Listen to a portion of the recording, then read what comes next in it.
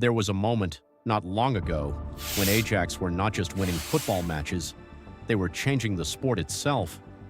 A fearless group of youngsters walked into the Santiago Bernabeu and demolished Real Madrid. 1 week later, they traveled to Turin and outplayed Cristiano Ronaldo's Juventus.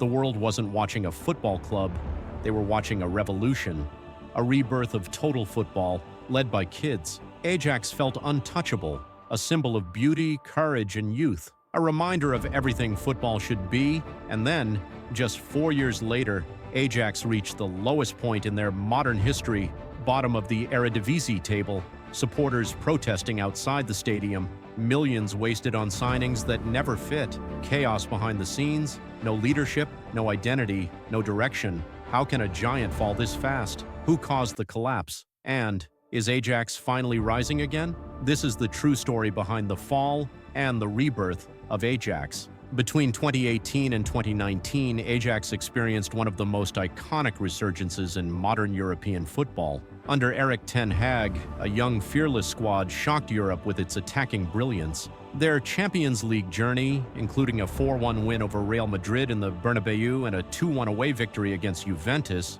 reignited global admiration for the Amsterdam club. Players like Frenkie de Jong, Matthijs de Ligt, Hakim Ziyech, Donny van de Beek, Dusan Tadic, and Andre Onana formed the backbone of a team that blended courage, technique, and tactical intelligence. They came within seconds of a Champions League final after leading Tottenham 3-0 on aggregate before Lucas Moura completed a heartbreaking comeback. Following that magical season, departures began.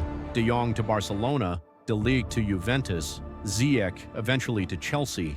Although Ajax reinvested and remained competitive, the chemistry and leadership of 2019 were impossible to replace. Ten Hag kept the club winning domestically, but under the surface, long-term cracks formed. When Ten Hag left for Manchester United in 2022, the golden era officially closed. Under Alfred Schreuder and later John Heitinga, Ajax's performances collapsed in consistency. For the first time since 2009, they failed to win the Eredivisie. Key stars like Anthony, Lisandro Martinez, and Sebastian Haller were sold for huge fees, but replacements struggled. The team lacked identity, leadership, and stability. The football became reactive instead of proactive, the opposite of Ajax's DNA. In 2023, Sven Mislintat arrived as director of football. His recruitment strategy was chaotic. More than 12 signings, many unfamiliar, raw, or unsuited to Ajax's style. Reports emerged of conflicts of interest involving agents. Trust between staff, players, and fans began to disappear.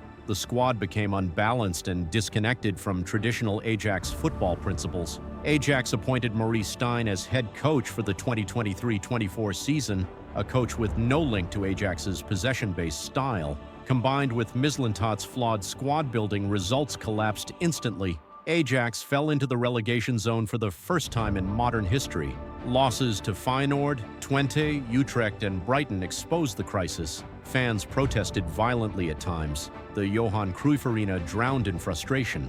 By October 2023, Mislintat was fired. Stijn followed soon after.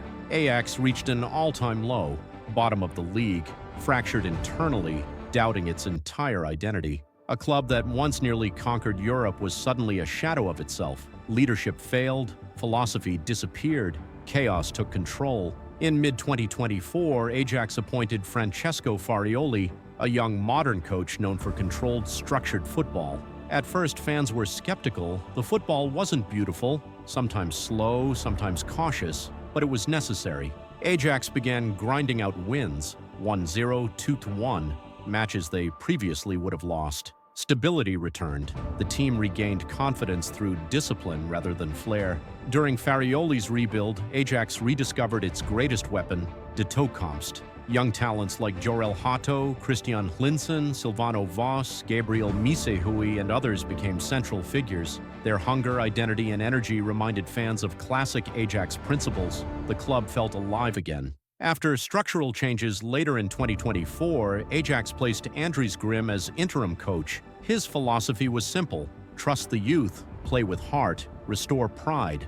Under Grim, Ajax achieved a crucial victory in De Klassieker, defeating Feyenoord largely with academy graduates. It symbolized rebirth, a reminder that Ajax's greatness is rooted in its own talent. Ajax realized a critical truth: the club rises when it trusts its academy.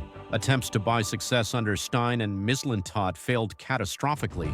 The solution was always the same: youth, identity, stability, and vision. Ajax is not fully restored yet, but the direction is clear. With structure, patience, and a new generation of stars, the club is rebuilding steadily. The painful collapse forced Ajax to rediscover who they truly are. The fall of Ajax was dramatic, historic, and painful. But from crisis came clarity. By returning to their DNA, youth, courage, identity, Ajax is rising again. And if they stay loyal to that philosophy, another miracle like 2019 might not be far away. If you enjoyed this documentary, make sure to like the video, leave a comment with your thoughts or feedback, and subscribe for more football stories every week. Your support helps the channel grow. Thank you for watching.